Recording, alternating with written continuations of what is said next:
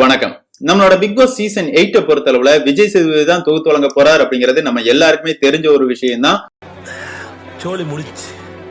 இருந்தாலும் இந்த சீசனை பொறுத்தளவுல போட்டியாளர்களா யாரெல்லாம் கலந்துக்க போறாங்க அப்படிங்கிற எதிர்பார்ப்பு பிக் பாஸ் ரசிகர்கள் மத்தியில இருக்குது.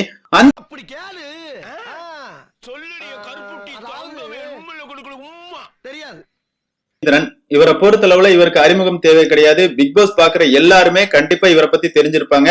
எதுக்காக அப்படின்னு பார்த்தோம்னா 5 மணி குரூப்னு ஒரு குரூப்பே இருக்குது.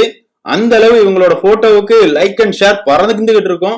எப்பண்டா போஸ்ட் எத்தனை வாட்டி பார்த்தாலும் சலிக்க மாட்டேங்கிறாரு. நான் ட்ரெண்ட் ஆனா போதும் அப்படிங்கிற கேட்டகரியில ஒரு நபர் தான் இவர். பிக் பாஸ் வீட்டுக்குள்ள வந்து என்ன பண்ண போறார் அப்படிங்கறதெல்லாம் நம்ம பொறுத்து இருந்து அப்படின்னு பார்த்தோம்னா ஜோயா தாங்க. ஜோயாவை பொறுத்தளவுல ஜோயா வந்து குக் வித் கோமாளில கலக்குனாங்க.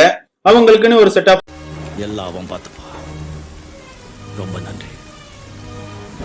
ஸ்ரீதேவியும் இந்த சீசன்ல வர்றாங்கப்பா அப்படிங்கிற மாதிரி சொல்லப்படுது. ஸ்ரீதேவியை பொறுத்தளவுல கடந்த சீசன்லயே உள்ள இது என்ன பிரமாதம், இது விட பெசலைட் ஒண்ணு இருக்கு கூவுடா. பாக்கியலட்சுமி சீரியல்ல அமிர்தா அப்படிங்கிற கேரக்டரை பண்ண அக்ஷதாவும் கன்ஃபார்ம் லிஸ்ட்ல இருக்கிறதா சொல்லப்படுதுங்க.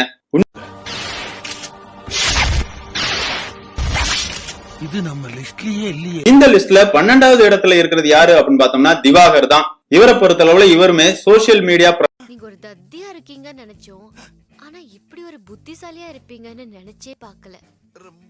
பரினாவும் பிக் பாஸ் வீட்டுக்குள்ள போறாங்களாங்க. பரினாவை பொறுத்தளவுல இவங்களுமே பாரதி கண்ணம்மா சீரியல்ல வில்லி